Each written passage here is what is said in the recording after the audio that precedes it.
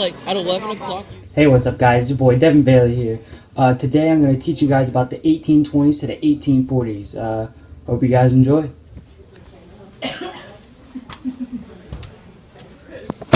I declare this land is our own.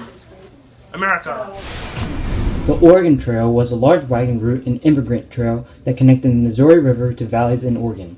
It was laid down by fur traders and other traders from 1811 to about 1840. This trail was only accessible by foot or horseback. In the later years, many people started to use wagons as a way to get there faster. These pictures depict the colonists moving towards the new land by the Oregon Trail and how harsh the conditions were on this trail. Thank you for electing me, or re-electing me, your president, James Monroe. James Monroe was re-elected as president in 1820. He had no opposition, therefore he won by a landslide.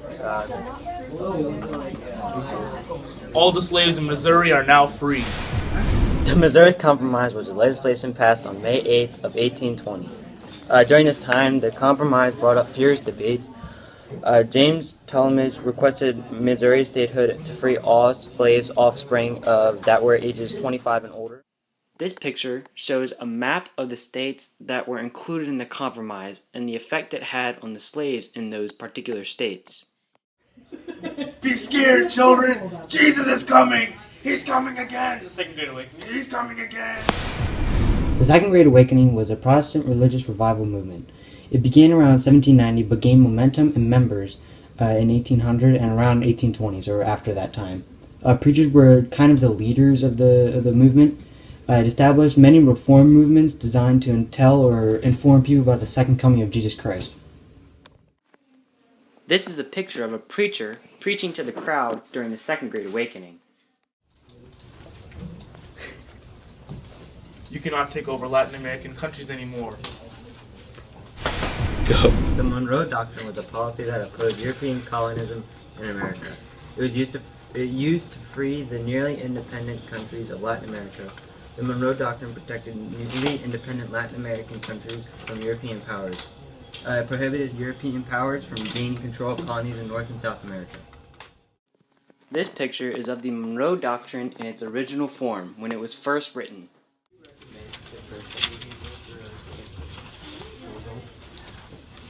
That's more a matter of... Attention, America. John Quincy Adams is your new president. The election of 1824 was won by John Quincy Adams. This was the first election ever decided by the House of Representatives, and the election where the candidate with the most electoral votes did not win. Yo, this railroad's gonna be nice, bro. On February 28th of 1827, the Baltimore and Ohio Railroad, or the B&O Railroad, became the first U.S. railway chartered for commercial transport, transporting civilians and cargo. There were skeptics who doubted that a steam engine could work along a steep. It was 13 miles long, but it still did the job. The first picture is of the actual B&O Railroad. The second is of where it stretched along the country. Go. Thank you for electing me. Andrew Jackson, of course. Take that, John Quincy Adams. Yeah, I win. Thank you. The election of 1828 was between Andrew Jackson and John Quincy Adams. Andrew Jackson won the election, and John Quincy Adams hoped to regain control in later years to come. Hey, you, Indians, be gone. The Indian Removal Act was passed by Congress on May 28, 1830, during the presidency of Andrew Jackson, who signed it 2 days later. The law authorized the president to negotiate with southern Indian tribes for their removal in the country.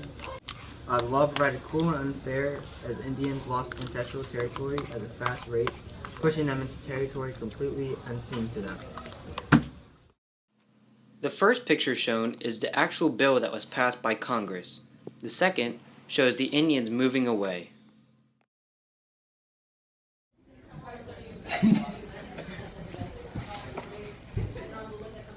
Come, slaves! We're free!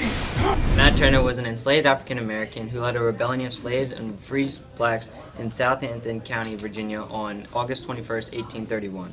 The rebels went from plantation to plantation gathering guns and horses for this rebellion. Along the way, they recruited other blacks who wanted to join the revolt. The rebellion resulted in deaths of 55 to 65 white people.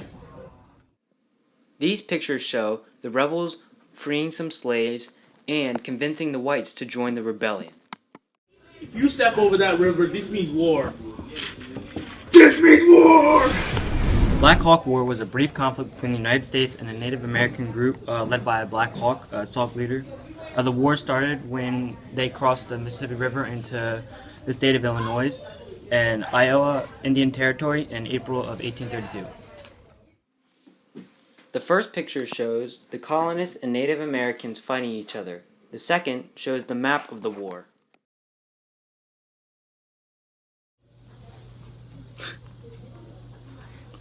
Hey, you can't be here. Get out. It's the Mexican part of Texas. No. Come on, guys. Let's get out of here. The Texas Revolution was a revolution led by American colonists into Mexican areas of Texas. This lasted from about 1835 to 1836. The revolution and its events eventually led into the Mexican-American War. This picture shows the map of the revolution, or where it mostly took place.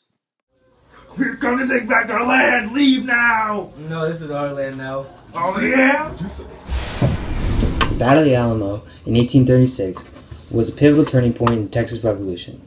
This was a battle to take over a part of Texas by the Mexicans. Because the Mexican army had such strong numbers, they flushed out the Texan army and the government at the time, which this allowed them to take over the Alamo and win the battle. This picture shows a sign that is trying to convince people to save and fight for the Alamo. We don't like you. This means war!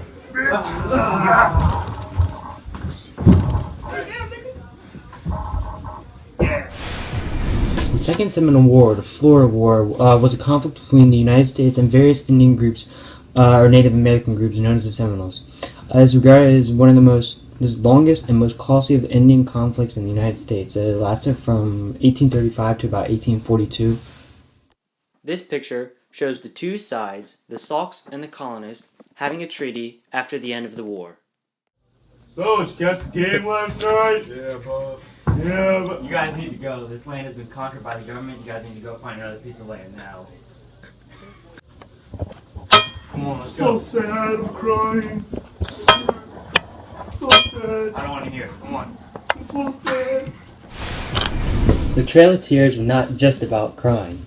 It was part of Andrew Jackson's Indian removal policy. It lasted from 1838 to 1839.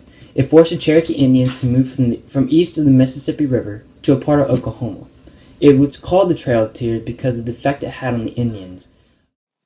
This picture shows the conditions of the trail, and as you can tell, one of the people is crying because of these conditions, and another person is dead in the background.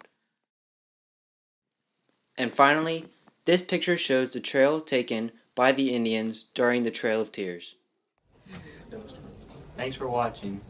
Thanks for watching our video. Please like and subscribe. Follow me on Instagram, Twitter. Links will be here, and down there. Leave if a you comment love- below if you liked it. Leave a thumbs up if you did as well. Thank you. I love all of you.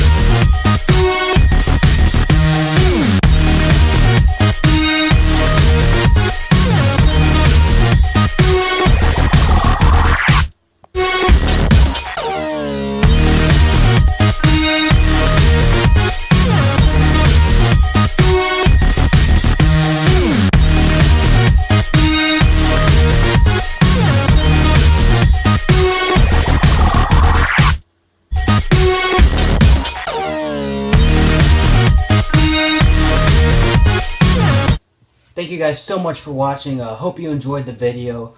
See you guys next time on another AP US History video.